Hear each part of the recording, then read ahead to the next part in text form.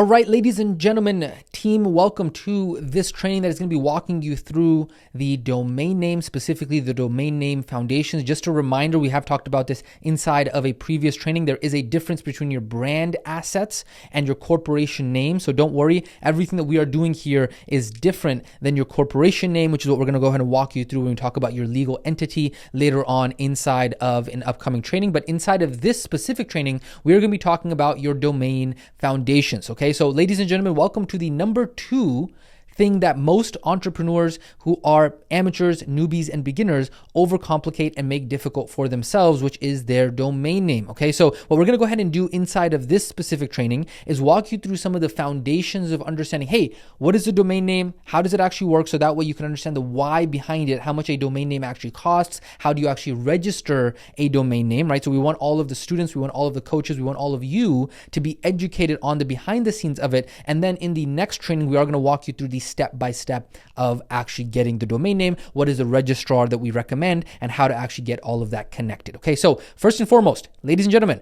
what is a domain name? A domain name is the unique address that people type into their internet browser in order to go to a page on the internet. Okay, so example, google.com, that is a domain name. Facebook.com, that is a domain name. Okay, now if we talk about the anatomy of a domain name, again, we want to make sure that you guys as students not only understand what to do in order to get your business up and running, but also why. And so for that reason, I want to go ahead and touch on this very, very briefly. This is what the anatomy of a domain name actually looks like. Okay, so that HTTPS :// right? That's the transfer protocol. Again, not too important for you to remember, but you just want to understand that these are all parts of what is known as the URL, okay? Then that www. That is what is known as the subdomain. So sometimes you will see that there are multiple different types of subdomains, right? So sometimes you'll see app.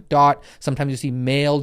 Sometimes there's many different types of subdomains that can be created. And then the actual domain name, okay, which is also sometimes known as the naked domain, and it's known as naked domain because it doesn't have any subdomain on it, which is the part right here in blue. But then this can actually be broken up into the actual domain, and then you have the extension. And now this extension, this is a lot of times what you'll see. Sometimes it can be like, hey, .co, .biz, .info, .io, .ai. Like there's a lot of different types of extensions. And then after that domain name, sometimes there's also a directory that might actually be going to a specific page or a specific folder within the actual domain name. Okay, so all of this together is what makes up the actual URL. Again, we're just going ahead and showing you the overall anatomy of the domain name so you're at least familiar with, hey, okay, you know what? I can kind of get myself oriented on what all of these pieces and parts actually are. Now, again, remember, just like I just said right now, domain names can actually end with many different types of extensions,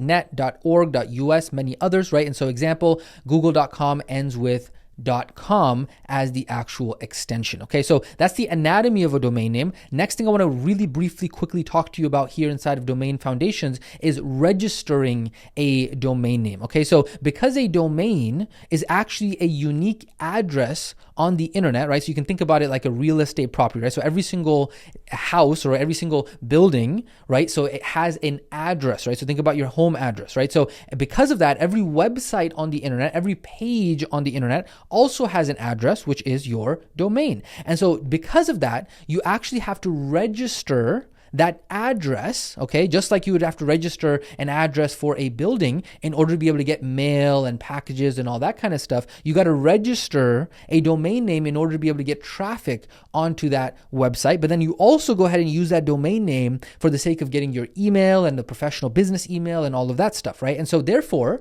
when you actually have to register it, you have to purchase that piece of real estate, that property on the internet. Now, how do you actually purchase real estate on the internet? Right? You do that by using a domain name registrar or a domain name registrar service. Okay, now there are literally hundreds and thousands of them that are out there that you can actually use domain name registrars to register your domain name, right? So some of these examples include GoDaddy.com. That's a very popular one. We personally, we're going to go ahead and recommend not using GoDaddy because they've become extremely mainstream and they've become really kind of nickel and diming, and they charge a lot of things for extra pricing, and their prices are a little bit more on the high end for honestly no apparent reason. So GoDaddy though is one of those popular ones, Namecheap.com, and then Cloudflare. There also used to be one called Google Domain. So Google used to have their own registrar service. However, that recently got purchased out by Squarespace. Again, we do not recommend using Squarespace, but again, I'm just going ahead and mentioning that very briefly. Now, in regards to, does it actually matter which domain name registrar that you actually pick? The answer is sometimes. Now, there are pros and cons to all of them.